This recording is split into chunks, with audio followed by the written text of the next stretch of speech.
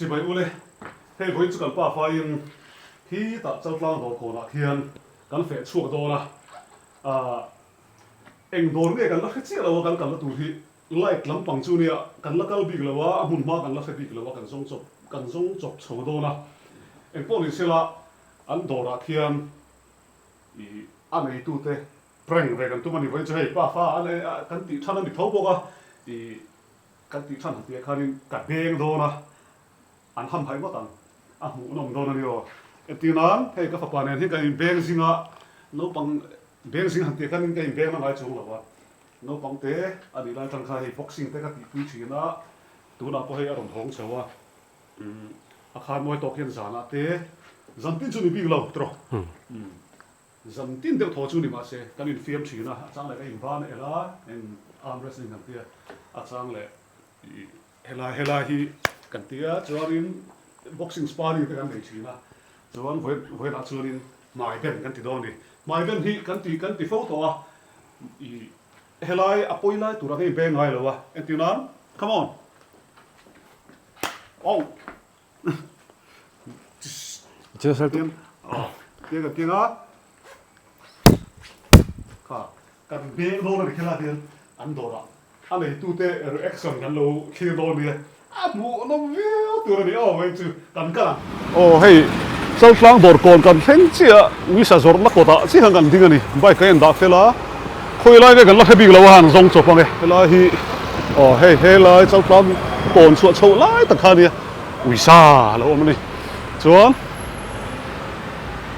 in huem boya electric door in tar vel huem cái ai cần research sim chắc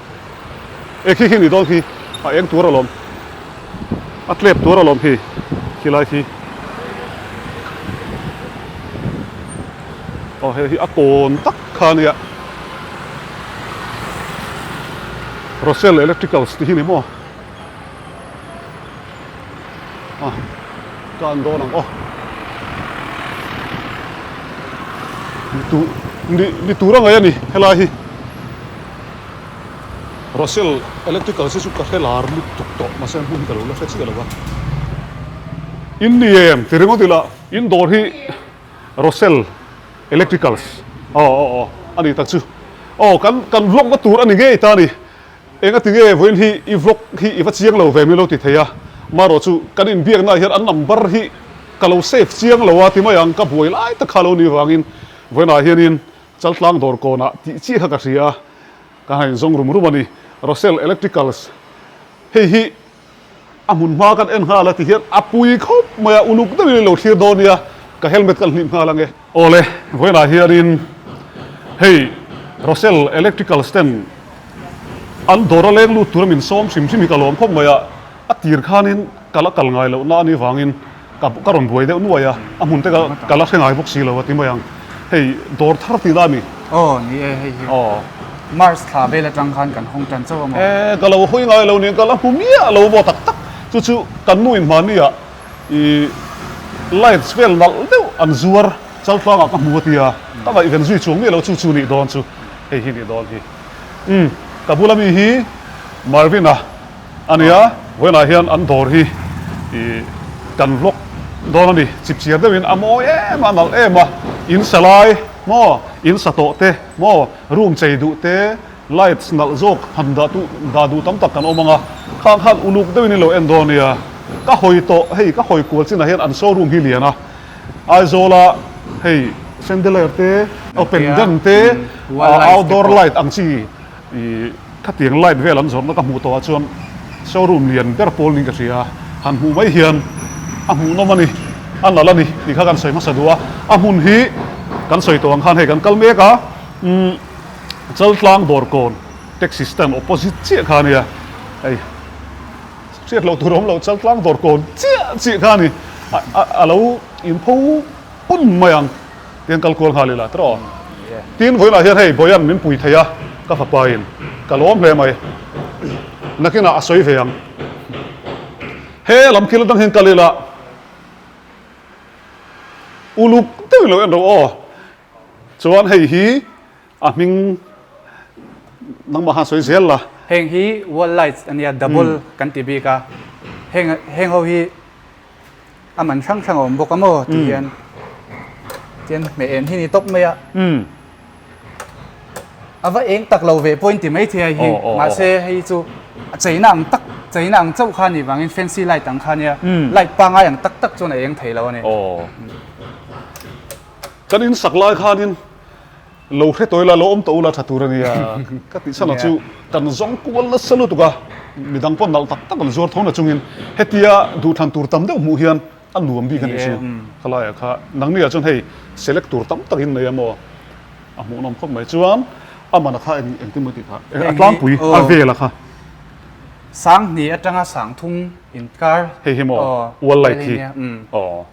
ani tak chu chuan hei hi sang ni atanga sang thum velin ladeu atang poni ron lei thei chuan ani le thingtlang atang ten ron lei ta sela I mun la zo atangin ron order ta se entinan tuna hian local nai sela hei an lo screenshot anga ti hian an lo screenshot anga an du tha an ron soi thei ta ni chu ta chuan in engtin nge in tiang in thon theim thon thei khang po khamo thon man chu free lawang tero thon man kha chu free che lo wa ani le avua chungchanga hianin nangman in vua sak thei nge avua lam hi chu kan ti che lo ma se ti hian aron thlen dana chu ti hian in fit sa lo ta kan fit chop ta a fit sa hi chun kan thon anga ti khan an le anga an ba le electrician tam du tero vua thiam an tam kha chu har sa on to lo hei te moi khop mai sendeler nal chi amoi heng za man vel nge hei hi a vel khan mai sing thum bor vel ania amoi hei hi kan nei a chuna lian ver mo hei poi a cheina kan la khai lo zoka a bul re ta son kan khai ta hei taka hi a uai ngam don ni hi ro khai a sian mu a po ar bom vela ai ar bom vela thadon riu chuan penden ho hi penden an ti tro kha penden an tia heng hi sang ni atanga sang ruk in carvel ho man ni an amoi hlong hle me han tilang kol ta zoi muang khan khai an lat lutuk amoi chuan ang ma pui zor lai tro I eng theim chuan helam hi sendeler lam hi hei poi penden tho ne ta penden tho mo hei chu ti hian pathumin ran wai thabik ta ava moi em a en phei chona moi le zual hei ang za bang nge heng ti moi a sang ruk velin pek thayang heng hi mo ani le sei to pang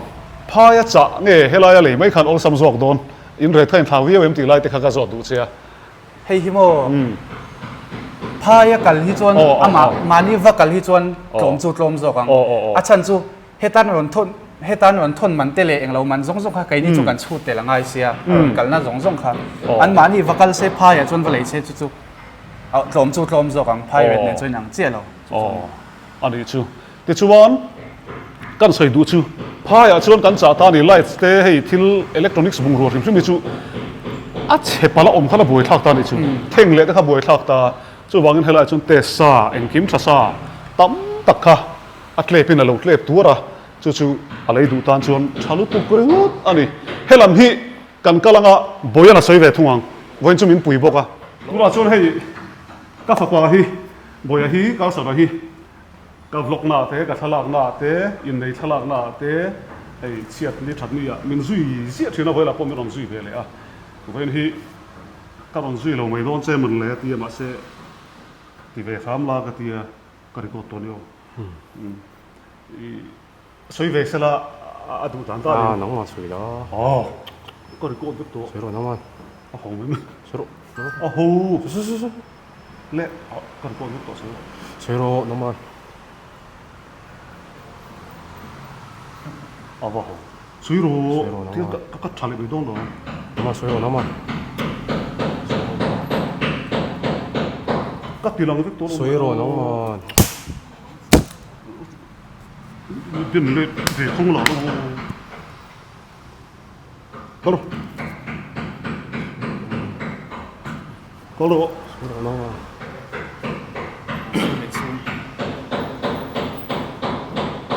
ka fil vek che kha 水落路必跟你回年给哦，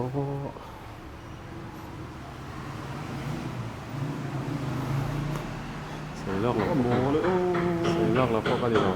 ไก่พอ กันเปร่งแล้วกันนี่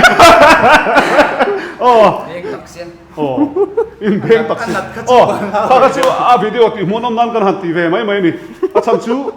เปร่งอังตักขังกันกัลคุยเวมแล้ววะอีข้าที่ข้าอินเป็นข้าก็ใส่ตัวข้าอันนี้เนี่ยที่จนินไอ้การ practice นะซา boxing ลำปังเตะอินใส่เลยนะที่กันเรา practice แบบนี้นะกันกัลโดนกันใส่ตัวข้านี่อินละมาขันฟ้าเตะกันใช้นี่คนก็เตียงโซ่มาเราตีเวเราตัวนี้ตีท่านเราชุนชีเราอินตีปลาเราจู่ว่างินกันชุนส่งเลยตัวนั่นนี่กันเอ็นเลยอันหัวไหมบล็อกกันชุนส่งเลยตัวให้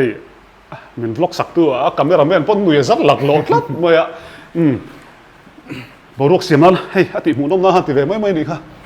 เฮงโฮฮีอินวันไลท์เท่าฮีขี้ไลมีเทนคันอดังลำเล็กติดนี่โอ้เฮงฮีวันไลท์ซิงเกิลบีกันนี่ตาอามัลเจ้าดูตานคันเฮงฮีนี่ตานี่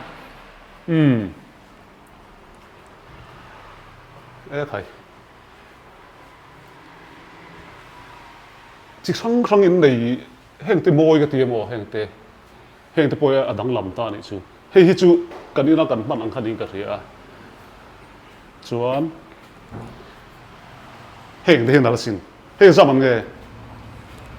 เฮฮีสังนี่เละซาเรียดบอร์เวลินะสังนี่ซาเรียดเฮงโมอันนี้เลยมันก็สอนเลยลงเจอันเราสกรีนช็อตเทโมอันเราคัลเทียติขันนี่เฮงเตฮีสังขัดสักวัวสังขัดสักมันโมกันที่ไหนน่ะโตแล้ววะจู่ฟังอินเฮ้ยเจ้าตั้งโดดก่อนละจงเมกเตอินสเมกเลยขัดเตียงตันจนกัลซุปอะไรนี่ฮิโมจวนจู่อินจุงไข่กันเอ็นเวททุ่งหังเฮ้ยอะไรจังเห็นจังหังเฮ้ยอะไรจังเห็น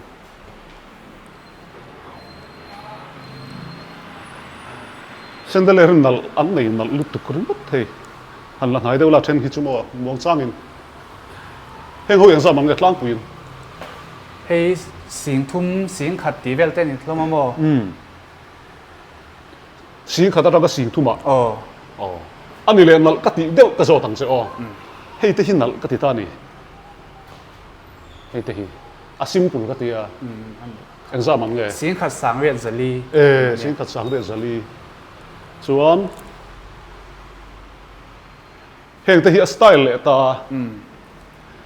rồi muông đâu hết cái lọt căn tụm hết cái lô răng lệ thiên video hay cái chặt đâu hết thiên à hiện thì mồi á hiện thì sao mà nghe lẽ hey mà rồi tất cả khán xí cái tiếng lầu hay hiền nãy tục quá giặc quá hey bedroom à thế ni lo point hotel à thế po thì nó chơi thôi nó tục restaurant vậy là mo hay là hiện style đấy cầm bộ à hay là nó mồi bộ àส่วนเฮ้ลำปังฮีอโมยบอกกันนี่เซลังติขันกัลเวทเทโลมุนักกัลชินเทโลจีขันอมเวียที่ขันเล็ดเพลโลกิลาเฮทางลำปังเลนเหียนติเล่เลยเจ้มีติดหายเดวิลาส่วนก็เล่าให้ยังสามันเลยให้มวยลุตุกอัตติกาขันเอ็นเซียกเท่ากันครับให้ชุดสีขัดสางสริมันเวลนี่อันนี้เลยมั้งอะไรเวลาที่เราเชื่อปฏิตานี่ชูนักกินเซลล์ขันชูอัตลากนักให้เนี่ยบัลพีบัลกันไหนเวกันเลยตัวอาวุธขนาดเลยบัลพีจูกันชมตีมั้งอาฟรีนกันเปียบัลพีจูมาเซ่ขัดตาเราเฉลี่ยขัดจูกันเลยตีเวทว่าอันนี้ชวนทิ้งต่างกันลุ่นเลยอ่ะอัตราเท่ไหมค่ะบัลอันชมตีร์บ้าค่ะเราเชื่อบัลปนให้ตาเลยตัวนั้นเลยโดนตีนั่นนี่ชูชวนให้เขาคิดเลยแห่งลำเขาฮีฟลอร์เลมเขาตาแห่งฮีฮีสังเรียนสัตย์มันนี่มั่วสังเรียนสัตย์อ่ะมั่วเลยมั้ยจนไฮไลท์ฮี LED เนี่ยเองเตลเทมไฮไลท์บัลบัวไม่บักอาคัน LED ฮีเองเตลเท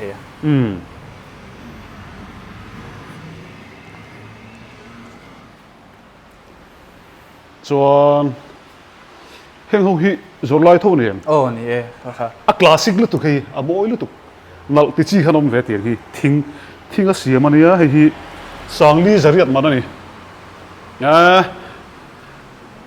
thian pa ma te hawin an du don he chu nalam tian he hela hian a om boka angul hi hei aban hi tima yang thinga siam ani heng ho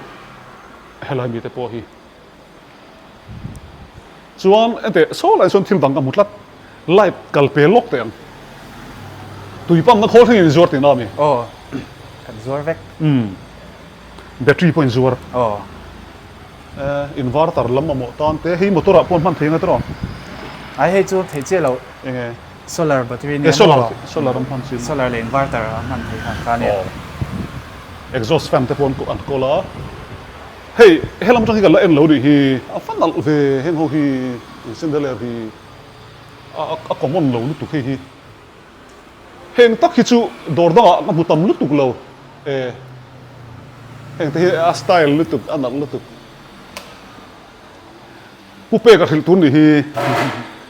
urlan pupe ka mo khai khu ta amun ma vela han ti eng chuai me selan nal don hle mai chuan ani le helaya hian dorin nei ta Rosel electrical si ka riat na rei to chu khoi lai le I helo hi dor dang in rem lower zar ko ta sun kan nei boka mo chu eng dor nge han ti la tiang lai thau hi ai ni lo electric bung ro dang ho ni ta antenna Philips khoi lai tang nge chu amun tak lower zar ko Saint Mary's pia loka kha Abigail Bulvel ani chu electric door ai adang ma motan po andora electrical steel an zuar bok ani chu kan lo riat sak don ya chuan enge kan en le don amoi khop mai in dor hi mo ka soi to kha hei han en kol thuak bula han te kuali la du than tur tama tin an da la hei in thiam ka ti arong zong hi re ma bang hi atinal bik ati mu nam zual chuan e goro helai ho hi tilang le lokang lem toy chi ti mai ang acting an ti tak table lamp man ti table lamp tren table lamp man tiang kha chuan aman kan zok ngal bok he atlang pui hi en lokila sang hi tanga sang thum ni tlang puyamo join atam zo khi kan customize theya a base le a shei thi kan thak wal the he mi huna hian ami an va thave chuan a shei hi a thana leitur kan nei bok ta ni chuan heng te po hi a san pai ni zuar vek ani mo khang ko kha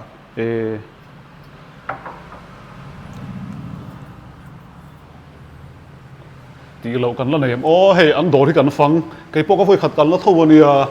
in voi khat mu ve na te po ni mai theya uluk deuh khan lo en ula hela hianin light banga bel chi bok kha kan mu le a hei hi kan la en lo len lo heng hui ti en thelo mi te han ti en sin te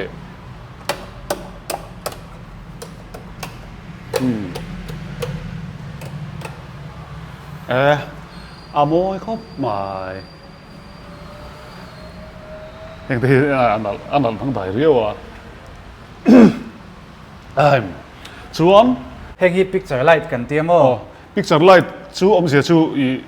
hei anoya frame ten tar ta ni frame ten tar ta ke ni pon kan manga hi ase kan man khu kan thak don man le ente kan man oi nal zo thak mai hi moi ka til tu gold color hi mo hei hi ronga thak themo 3-in-1 kan tiang kha ni ta ti hian heng zam man mo sang ni tling lo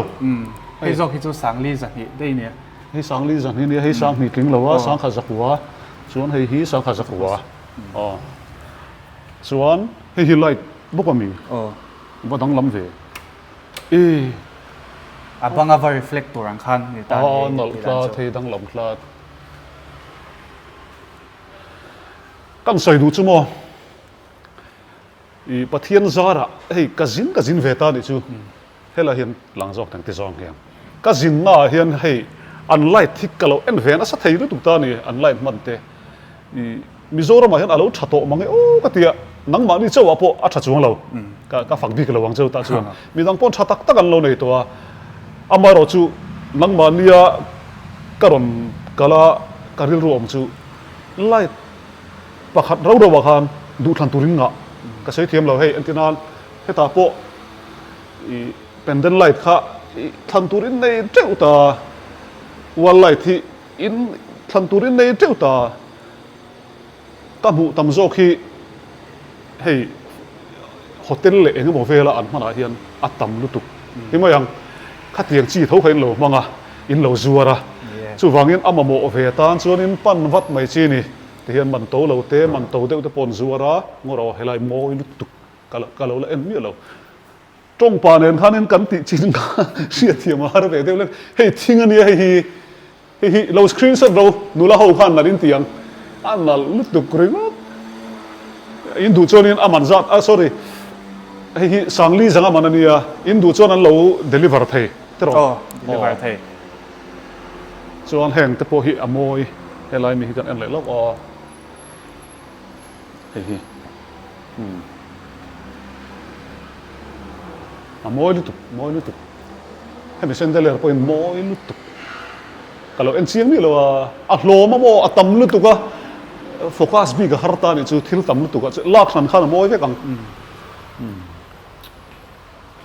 hi pak hi en kop en kop afan thal ve en za man ngi lo sing hi zathum man ani hi amoi khop moi hey helai mi tin moi bok te nal var azep thu cheng lo ai zo la chunin anei nal anei thapol tak inni ber kha chu om thei lo anga mo wena hey Rosel electricals an dor bungruam oi tak an lights nal tak kan vlog theya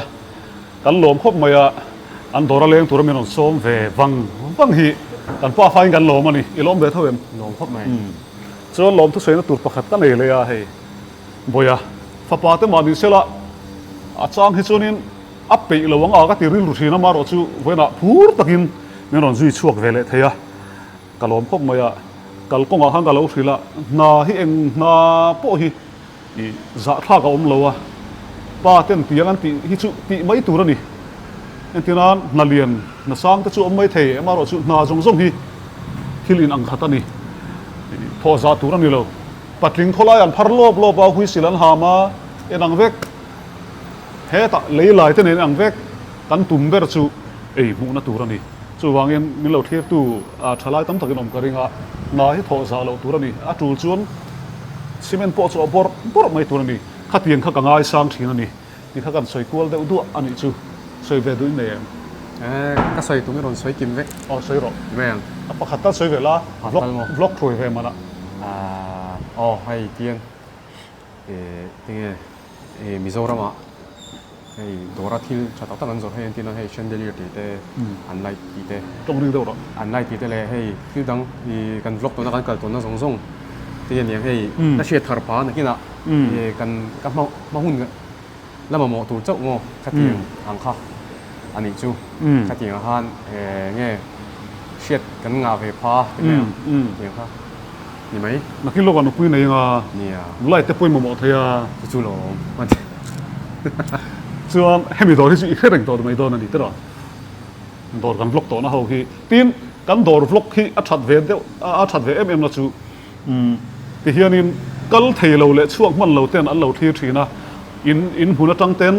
mani huna tang ten an lo phone a te kan ol sam takin an lo lei ve thina tin